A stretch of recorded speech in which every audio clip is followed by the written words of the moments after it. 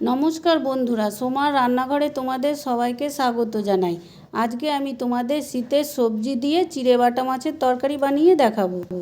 চিড়ে বাটা মাছের তরকারি করতে আমাদের লাগছে চিড়ে বাটা মাছ। আমি ভালো করে কেটে ধুয়ে পরিষ্কার করে নিয়েছি। এখানে আমার 400 গ্রামের মতো চিড়ে বাটা মাছ আছে। লাগছে নুন, সর্ষের তেল, আদা বাটা, কাঁচা লঙ্কা বাটা, হলুদ গুঁড়ো, জিরে গুঁড়ো, কালো জিরে,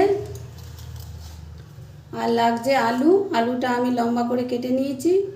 লাগছে মূলো আর বেগুন, আর লাগছে ধনেপাতা কুচি, দুটো চেরা কাঁচা লঙ্কা। মাছটাকে আমি নুন হলুদ দিয়ে মাখিয়ে নেব।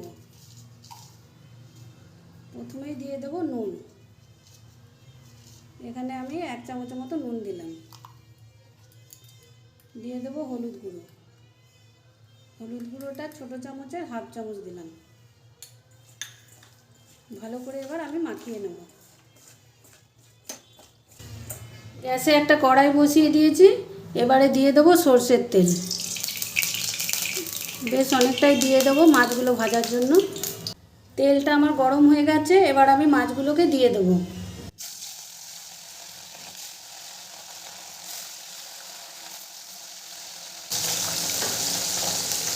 মাছটা আমার এক পিঠটা ভাজা হয়ে গেছে, এবার আমি একটু উল্টে দেব।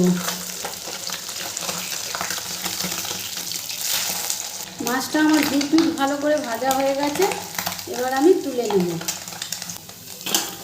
ওই তেলেই দিয়ে দেব কেটে রাখা বেগুনটা।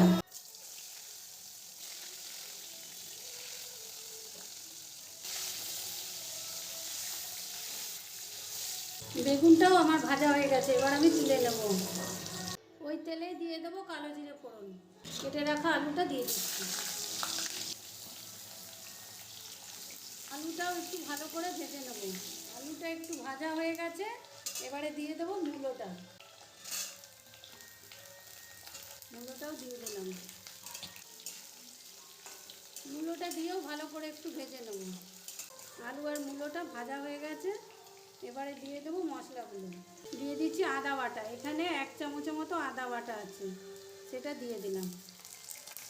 দিয়ে দেবো হলুদ গুঁড়ো, ছোটো চামচের 1 চামচ। দিয়ে দেবো জিরে গুঁড়ো। জিরে গুঁড়োটা এখানে 1 চামচের মতো আছে।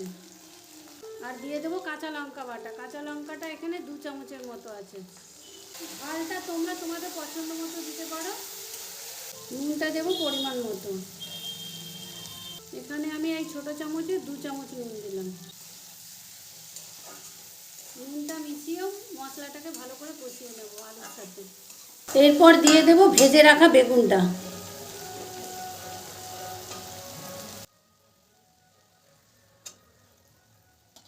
বেগুনটা দিয়েও ভালো করে মিশিয়ে নেব।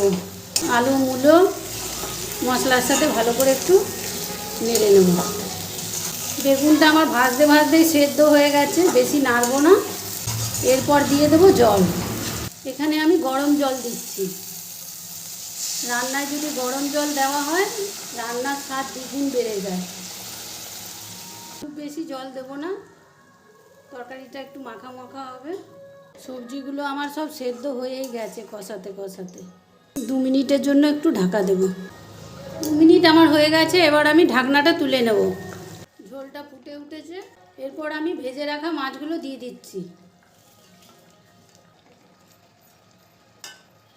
আর দিয়ে দেবো ধনেপাতা কুচি। আর 2টো চেরা কাঁচা লঙ্কা দিয়ে দিলাম। আবারও আমি 2 মিনিটের জন্য ঢাকা দিয়ে দেবো। এবার আমি ঢাকনাটা তুলে দেবো। একটু নেড়ে দেবো। মাছের তরকারিটা আমার হয়ে গেছে, এবার আমি নামিয়ে নেব। এর থেকে বেশি ঝোল শুকাবো না। চিড়ে বাটা মাছের তরকারিটা আমি একটা সার্ভিং বলে নামিয়ে নিয়েছি। দেখতে যতটাই সুন্দর হয়েছে, খেতে ততটাই টেস্টি হবে।